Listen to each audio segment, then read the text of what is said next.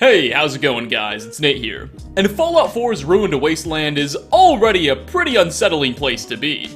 A world recovering from a horrible nuclear war, riddled with the monsters and radiation such an event left behind. Suffice it to say, the 2287 United States of America certainly doesn't invite the most fond of emotions. But despite the already grueling take on reality that Fallout 4 exposes us to, there are a few specific locations, stories, and even characters that stand out to be especially, shall we say, emotionally upsetting.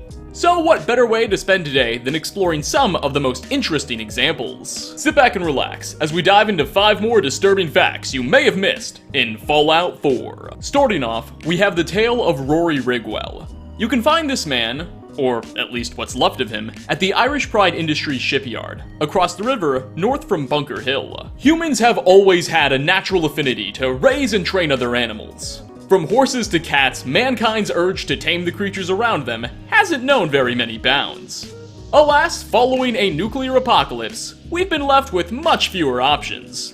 Enter Rory Riggwell and Mirelurks. You see, Rory sought to raise a number of Mirelurk hatchings to adulthood here, at the ruins of the Irish Pride shipyard. The location itself provides the perfect access to water and secure walls Rory would need for this little project of his. Some terminal entries nearby suggest he obviously wasn't in the best mental health.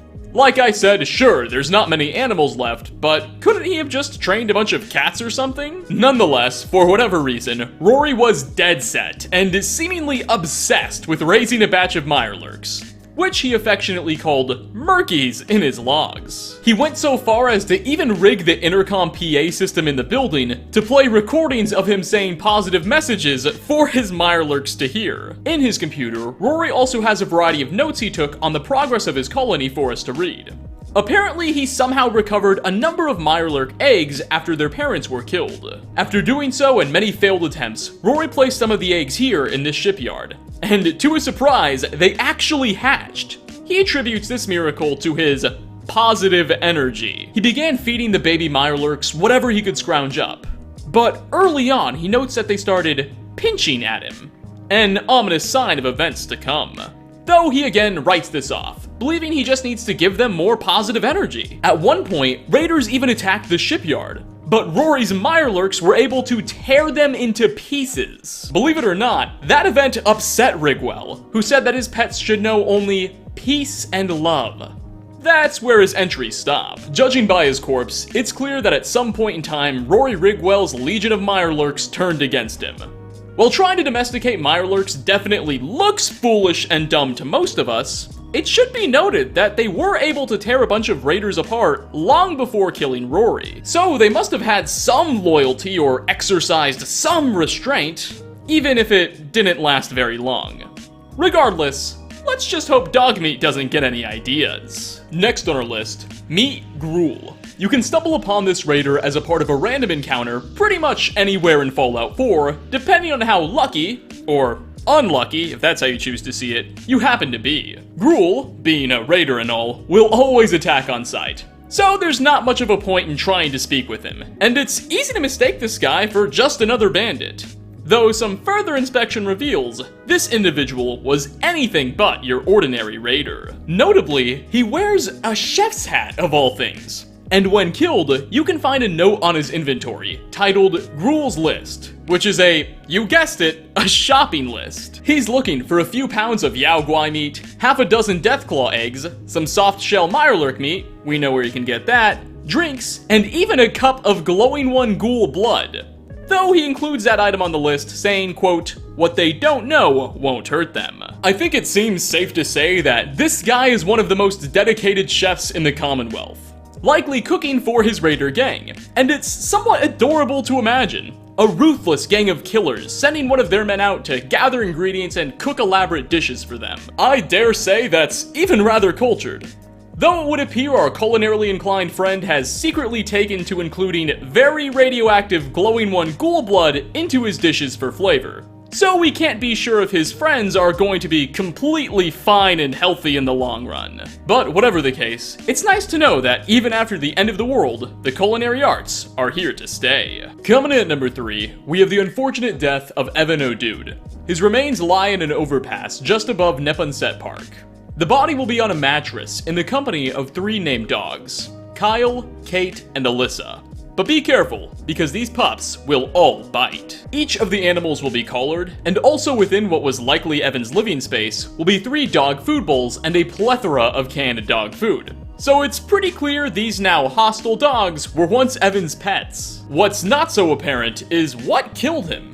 He lies perfectly peaceful in a bed with no signs of struggle. There are no raiders nearby, and he seems rather young. Some suspect that one of the dogs, Alyssa, who is especially mutated in appearance, perhaps went rabid and killed Mr. O'Dude in his sleep.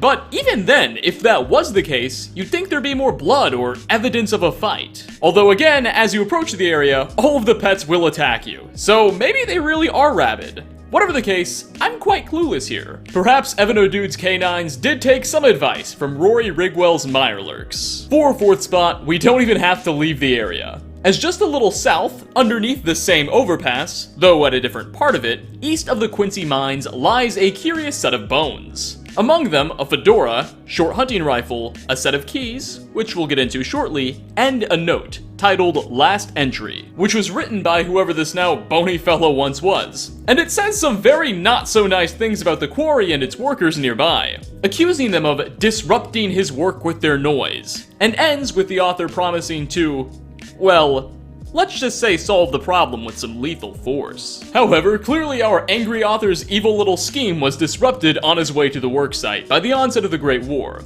and he never got to fulfill this grand plan of his. The key on the skeleton unlocks a door at a nearby cabin at Neponset Park. It has a terminal inside that offers us some insight on the author of the note and would-be assassin. Apparently, that man's name was Charles Dieter Jr., and this was his summer cabin. Before his death, he was an accomplished author and even used this very terminal to work on some of his writings, as well as store a personal journal. His diaries talk of some frustrations back at home. He rants about his insufferable wife, Carol, and his desire to just get away from it all. That led him to purchase this cabin and decide to spend some time away here to work on his next novel in peace. Alas, a large recently opened quarry nearby and its workers had other plans in store. And their constant work noise distracted the genius that was Charles Dieter so much that it made it almost impossible for him to work, driving him mad. The noise was just so loud, so constant, so intrusive that he couldn't bring himself to make any notable progress on his book. And eventually Charles Dieter just snapped. He had enough. His journal entry, dated just moments before the bombs fell, declares his plan to march over to the quarry with his weapon and once and for all put an end to their noise-making. Of course, as we all know, at the same time the United States and China were going through their own little squabble, and they had different plans. He didn't know it, but both Charles and the quarry workers would soon become little more than victims of a much larger conflict. At least now Mr. Dieter finally has the peace and quiet he was looking for. And finally, last on our list, is the story of what happened to 3 very unlucky adventurers in Lexington's Super Duper Mart. When you enter this building, you can find the corpses of 3 Minutemen: Josh, Emma, and an unnamed one. Both Josh and Emma carry holotapes that give us some insight on what led up to their demise. And curiously enough, we find out they were once good friends of a very familiar face. You see, all 3 of the fallen people in this building were survivors of the Quincy Massacre, and fled the location alongside none other than Preston Garvey and his group. I know, small world. As the team made their way to the Museum of Freedom in Concord, a few members split off in Lexington to loot the grocery store. All went well until a horde of feral ghouls ambushed the team and forced them to flee, leaving behind one man who was killed in the battle. This is the generically named Minuteman we can find. Following this incident, Josh and Emma volunteered to go back to the Super Duper Mart and retrieve the body of their fallen comrade. Upon their arrival, it had at first seemed as though the ghouls had passed. Emma waited in the garage for Josh to go inside and get the body, but as he was doing so, well, the ghouls returned. And so, just like that, Lexington's grocery store claimed the lives of 2 more souls. It's weird to think, though, that these folks were once rolling with Preston, and considering Lexington is so close to Concord, there's a pretty good chance they died only a day, if not hours before the group arrived at the Museum of Freedom. Imagine if things had just gone a little bit differently, there would have been 8 people for the player to meet at the museum, rather than just 5. But with such a somber tone, we are going to wrap up. 5 more disturbing facts you may have missed in Fallout 4. Which of the ones shown off today did you find to be the most interesting, and what sad or unsettling things do you know about in Fallout 4 that I've yet to cover? Leave a comment down below. Thanks for stopping by, everyone. As always, like ratings are very much appreciated. Again, thanks for watching, and I hope to catch you all in my next video. Peace out, everybody.